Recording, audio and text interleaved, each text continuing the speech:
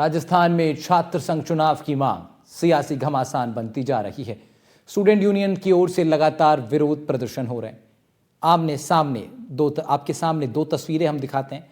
एक तस्वीर जयपुर की, यहां छात्र संघ चुनाव कराने की मांग पर छात्रों ने जल सत्याग्रह किया। दूसरी तस्वीर जोधपुर की, जहां विरोध प्रदर्शन के जरिए अपनी मांगों को बुलंद किया जा रहा है। दिलचस्प बात यह है कि इस मामले को लेकर भाजपा और कांग्रेस आमने सामने आ गई हैं। कांग्रेस का आरोप है कि बीजेपी सरकार जानबूझकर चुनाव नहीं करा रही। बीजेपी कहती है कि कांग्रेस के राज में इसी पर रोक लगी थी। बड़ा सवाल यह है कि आखिर छात्र संघ चुनाव कराने में पेच क्या फंसा है? क्या पार्टियों को जनाधार का टेस्ट हो जाने का खतरा दिखाई देता है?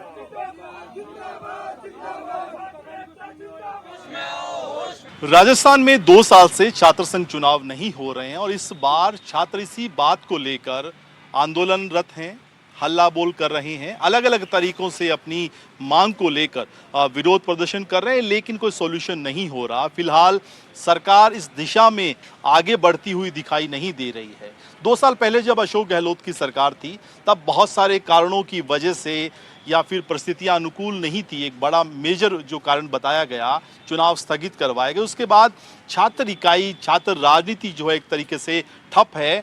अब मेरे साथ जो तमाम चेहरे आप देख रहे हैं, ये सब युवा नेता हैं राजस्थान विश्वविद्यालय के, और सब अलग अलग पार्टियों से होने के बावजूद एक ही मांग कर रहे हैं सरकार से कि इलेक्शन करवाए जाएं। इलेक्शन तमाम जो मापदंड हैं, लिंग 2 कमेटी की जो सिफारिशें हैं, उसके अनुकूल होना चाहिए और इलेक्शन रद्द करना कोई सॉल्यूशन नहीं है। हमारे साथ जो स्टूडेंट है, एक एक करके सबसे बात करेंगे। और बड़ी बात, एक अच्छी बात ये भी कि आज हमने सुबह देखा कि यूनिवर्सिटी के बाहर प्रदर्शन हो रहा था, लेकिन ये तमाम जो युवा क्रिएटिव तरीके से भी विरोध प्रदर्शन कर रहे हैं। इन्होंने उन सभी नेताओं के कटआउट लगाकर, जो छात्र राजनीति से निकले, बड़े पदों पे पहुंचे, उनके कटआउट के साथ विरोध प्रदर्शन किया, जल सत्याग्रह किया। एक जो कहें बारात भी इन्होंने निकाली, एम्बेसडर कार को भी उसमें शामिल किया, और तमाम प्रतीकात्मक जो विरोध प्रदर्शन होना चाहिए वो ये लोग कर रहे हैं। हमारे साथ निर्दलीय जो स्टूडेंट हैं, इस कवायद में जुटे हैं छात्र संघ चुनाव लड़ने की, उसमें शुभम हमारे साथ हैं। शुभम से शुरू करते हैं। शुभम, धरने पे भी बैठे हो, विरोध प्रदर्शन भी किया, तमाम कोशिशें, लेकिन कोई सॉल्यूशन लग रहा है उस दिशा में बढ़ता हुआ? भजनलाल सरकार कुछ कवायद में जुटी है? जी बिल्कुल, देखिए लगातार हम संघर्ष कर रहे हैं ताकि छात्र संघ चुनाव बहाल किए जाएं, और प्रदर्शन करने का हमारा मोटिव सिर्फ छात्र संघ चुनाव बहाली ही नहीं, बल्कि उसके साथ हम प्रत्येक विद्यार्थी को और प्रत्येक नागरिक को ये बता सके कि क्यों छात्र संघ चुनाव जरूरी है। पिछला जो हमारा प्रदर्शन था, जिसमें हमने कटआउट्स लगाए, कटआउट्स के जरिए हम ये बताना चाहते हैं कि अगर छात्र संघ चुनाव नहीं होंगे तो ये जो नगीने राजस्थान विश्वविद्यालय से निकले हुए हैं, ये राजस्थान के प्रत्येक उस नागरिक को अब नहीं मिलेंगे। ये वो नगीने हैं जिन्होंने अपनी राजनीति की शुरुआत छात्र राजनीति से की, और आज उनको किसी पहचान की जरूरत नहीं है। उन्होंने यहाँ प्रत्येक उस विद्यार्थी की मदद की जो आम किसान परिवार से आता है, और आज संसद और विधानसभा में मजबूती से आवाज़ उठा रहे हैं।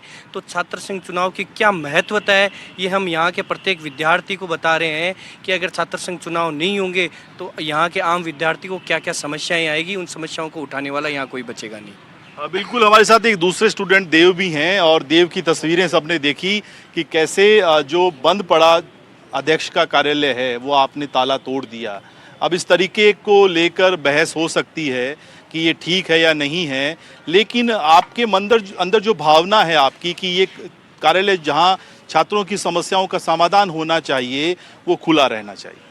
सब क्या है कि जब से 3 वर्ष हो गए छात्र संघ चुनाव नहीं हो रहे, कार्यालय बंद पड़े हैं, जो दूर दराज से छात्र छात्राएं विश्वविद्यालय में आती हैं, चाहे जी राजस्थान विश्वविद्यालय जो अन्य विश्वविद्यालय हो, या यहाँ के जो पढ़ने वाले स्टूडेंट हैं, इनके प्रशासन कहीं ना कहीं इनकी बात नहीं सुनता।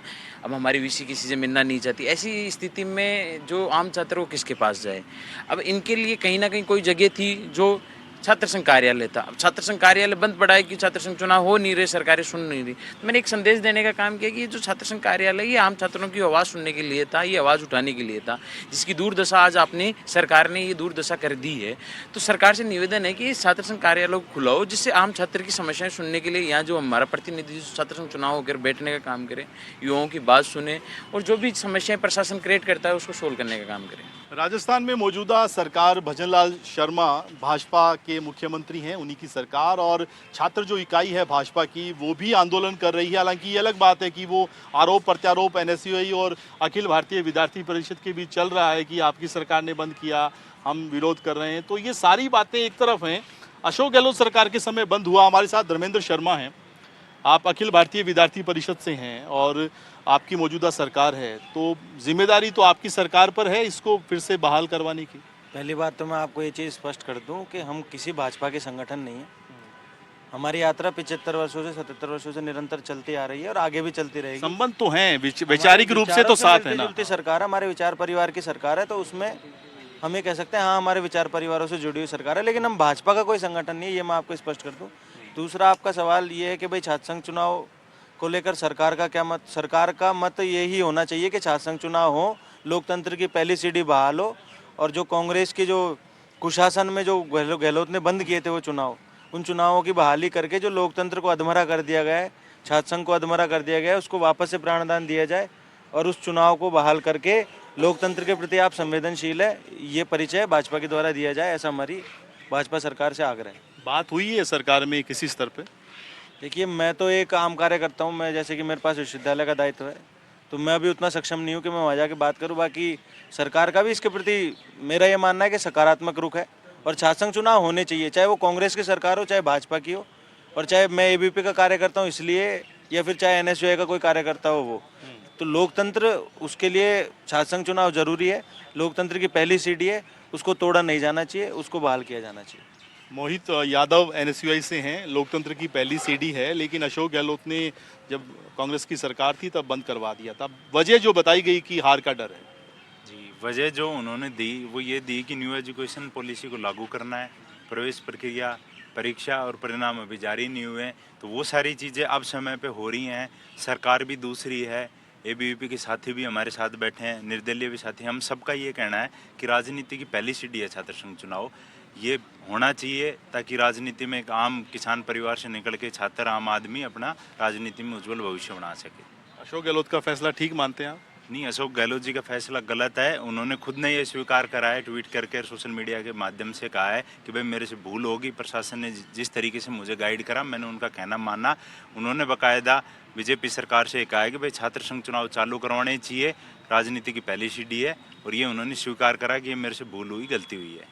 सरकारें अपनी अपनी जगह ठीक है, वो सरकार सरकारी होती है। क्या ये माना जाए कि प्रमुख जो पार्टियों के छात्र इकाइयां हैं उनको हार का डर है, क्योंकि यूनिवर्सिटी का एक जो ट्रेंड रहा है कि निर्दलीय कैंडिडेट जीत रहा है, एक वजह आप मानते हैं क्योंकि इस तरह की चर्चाएं कैंपस में हैं? नहीं, बिल्कुल देखिए, आरोप प्रत्यारोप लगाते रहेंगे। अब जितने भी सरकार के नुमाइंदे हैं उन्होंने लिंगदो कमेटी की उल्लंघन करते हुए इन छात्र संघ चुनाव पर रोक लगाई, और ये अगर ये सुनना चाहते हैं तो हम इस चीज़ को एक्सेप्ट करते हैं कि हमने उल्लंघन किया। लेकिन अब सरकार से निवेदन रहेगा कि आप नई कमेटी का गठन कीजिए, नए रूल्स लागू कीजिए। अगर उस रूल्स को हम फॉलो नहीं करते हैं तो हम चुनाव लड़ने के लिए डिस्क्वालीफाई होंगे। लेकिन आप सामने आइए, ये जो कमेटी के जो नए नियम्स आप लागू कर रहे हो, हम इस चीज़ को एक्सेप्ट करते हैं और उन रूल्स के अकॉर्डिंग हम चुनाव लड़ेंगे। क्या देव, हार का डर है एनएसयूआई और अखिल भारतीय विद्यार्थी परिषद के लिए? किसी प्रकार का कोई किसी को डर नहीं है, लेकिन ये ऊपर बैठे हुए नेताओं को अपनी कुर्सी का डर है।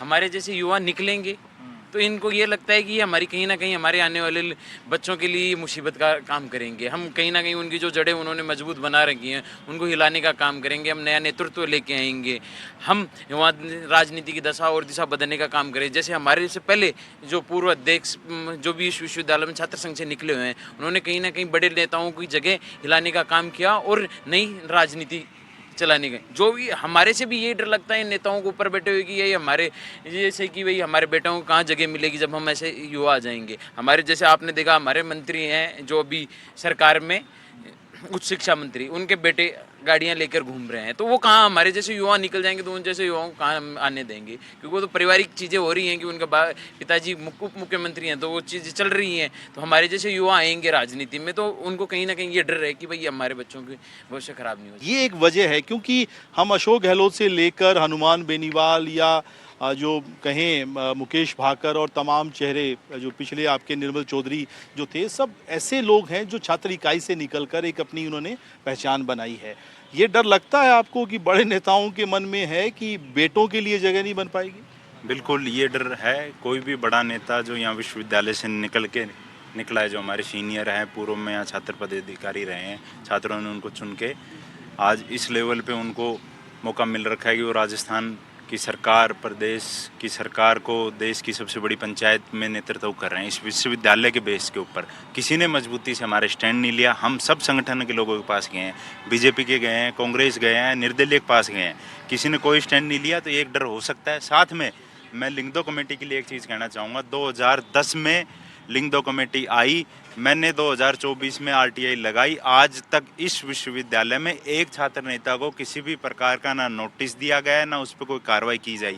तो ये सरकार और प्रशासन का फेलियर है। आप किसी चीज़ में, किसी नियम कायदे में अगर गलती है तो उसको सुधार करो, उसके लिए कमेटी बनाओ, उसके लिए उसके प्रॉपर इम्प्लीमेंट करने के लिए आप उसके ऊपर एक हेड बनाओ, सरकार के नेतृत्व में वो चले, न कि छात्र संघ चुनाव बंद करना। तो लिंगदो कमेटी का बार बार हवाला देके नियमों की उल्लंघना समाधान नहीं है। बड़े नेताओं के बच्चों की बात की जा रही है।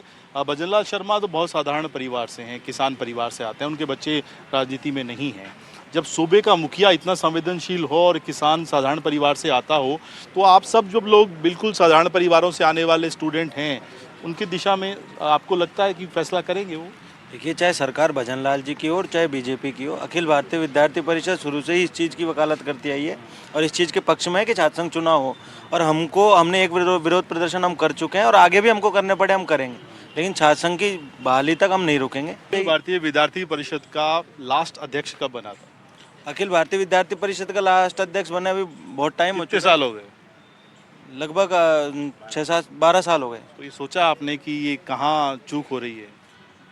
चलो अध्यक्ष नहीं बना, लेकिन हमारे और प्रत्याशियों पे तो जीते हैं। मुख्य लड़ाई तो अध्यक्ष की भी रहती है। ऐसा नहीं है सर, चारों लोग वो राजस्थान विश्वविद्यालय के 4 स्तंभ होते हैं, 4 पद, तो अध्यक्ष चारों ही पे बराबर फोकस- होते हैं। अध्यक्ष पे हाँ, फोकस उसकी नहीं है। हाइप ज्यादा होती है, ये मैं मानता हूँ, अध्यक्ष की हाइप ज्यादा मैं होती है। आप अगर मैं पूछूं बाहर किसी से जाके कि उपाध्यक्ष कौन था, सचिव कौन था, तो लोग जो है नहीं जानते बेसिकली। मैं बता रहा हूँ ना, हाइप उसकी लोकप्रियता ज्यादा होती है। शुभम, एक चीज ये भी बताइए आप दोनों मुझे कि कहीं ना कहीं स्टूडेंट भी कुछ ऐसे मुद्दे हैं जिन पे उनको काम करना चाहिए था। जो वोटिंग प्रतिशत लगातार गिरता रहा, बहुत सारे पढ़ने वाले स्टूडेंट उस तरीके से पार्टिसिपेट नहीं करते, या जो बेसिक मुद्दे होने चाहिए थे जो विश्वविद्यालय या छात्र के हितों से जुड़े हुए, उन पे भी पुराने अध्यक्ष काम नहीं कर पाए उस तरह से काम जो होना चाहिए था।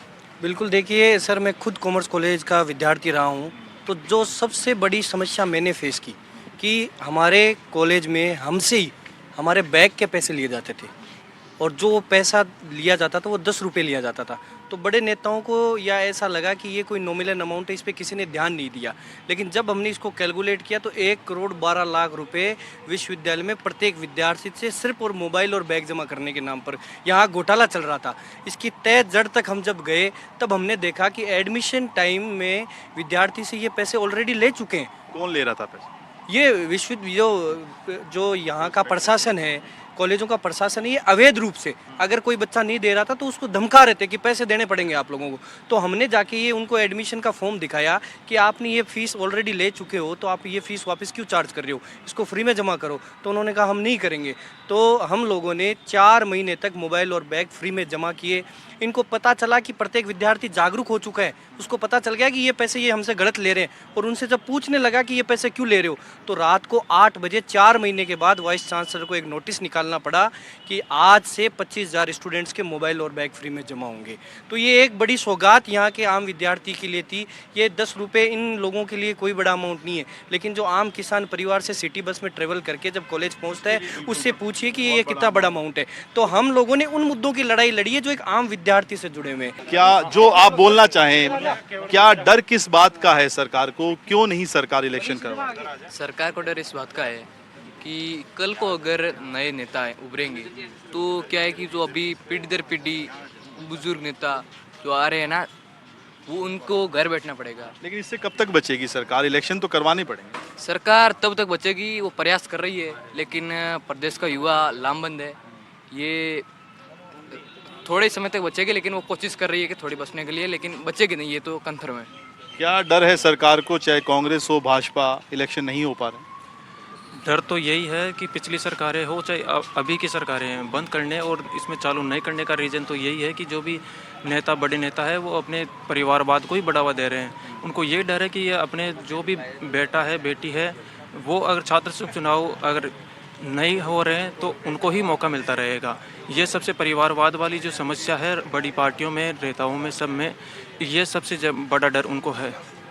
छात्र संघ चुनाव जब नहीं हो रहे हैं तो ये माना जाए कि छात्र हितों की बात नहीं हो पा रही है और एक जो कहीं एक दबाव समूह माने इसे इकाई को, वो काम नहीं कर पा रहा है। बिल्कुल, ये देखो राजनीति ऐसी हो गई है जिसकी कोई हद नहीं है। कोई भी नेता नहीं चाहता कि छात्र संघ चुनाव हो, क्योंकि जितने भी बड़े लीडर हैं जो छात्र संघ अध्यक्ष बन के भी इधर से चले गए ना, वो भी नहीं चाहते कि छात्र संघ चुनाव हो, क्योंकि उनको कल को अपने बेटों को नेता बनाना है, औरों को केवल बेटा। एक यही वजह है क्या? एक दूसरी वजह ये कोई सिरदर्दी नहीं पालना चाहता है ना, नहीं चाहते कि कोई बड़ा लीडर निकल जाए, कोई किसान का बेटा कोई नेता बन जाए। अगर किसान के बेटे या तो नई पौध भी तैयार करने में मुश्किल होगी अगर इलेक्शन नहीं होंगे तो। बिल्कुल होगी, कैसे बढ़ेंगे, क्योंकि एक राजस्थान यूनिवर्सिटी ही एक ऐसा प्लेटफॉर्म है जहाँ से नेता निकलते हैं। बिल्कुल, ये राजस्थान विश्वविद्यालय के सभी प्रमुख छात्र नेता हैं जो कोशिशें कर रहे हैं अलग अलग तरीकों से, और एनडीटीवी से बातचीत में सभी ने अपनी बात रखी, सरकार से आग्रह भी किया और ये भरोसा भी जताया है कि